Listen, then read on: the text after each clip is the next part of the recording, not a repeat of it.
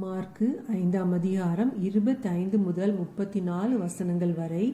அப்பொழுது 12 வருஷமாய் பெரும்பாடுள்ள ஒரு ஸ்திரீ அநேக வைத்தியர்களால் மிகவும் வருத்தப்பட்டு தனக்கு உண்டானவைகளையெல்லாம் செலவழித்தும் சற்றாகிலும் குணமடையாமல் அதிக வருத்தப்படுகிற பொழுது இயேசுவை குறித்து கேள்விப்பட்டு, நான் அவருடைய வஸ்திரங்களை ஆகிலும் தொட்டால் சொஸ்தமாவேன் என்று சொல்லி ஜன கூட்டத்துக்குள்ளே அவருக்கு பின்னாக வந்து அவருடைய வஸ்திரத்தை தொட்டாள்.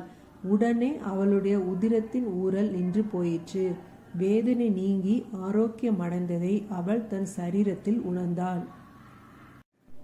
உடனே இயேசு தம்மிலிருந்து வல்லமை புறப்பட்டதை தமக்குள் அறிந்து ஜன கூட்டத்துக்குள்ளே திரும்பி, என் வஸ்திரங்களை தொட்டது யார் என்று கேட்டார். அவருடைய சீஷர்கள் அவரை நோக்கி, திரளான ஜனங்கள் உம்மை நெருக்கி கொண்டிருக்கிறதை நீர் கண்டும் என்னை தொட்டது யார் என்று கேட்கிறீரே என்றார்கள். இதை செய்தவளை காணும்படிக்கு அவர் சுற்றிலும் பார்த்தார். தன்னிடத்திலே சம்பவித்ததை அறிந்த அந்த ஸ்திரீயானவள் பயந்து நடுங்கி அவர் முன்பாக வந்து விழுந்து உண்மையெல்லாம் அவருக்கு சொன்னாள். அவர் அவளை பார்த்து, மகளே, உன் விசுவாசம் உன்னை ரட்சித்தது. நீ சமாதானத்தோடே போய் உன் வேதனை நீங்கி சுகமாயிரு என்றார். ஆமென். ஹல்லேலூயா.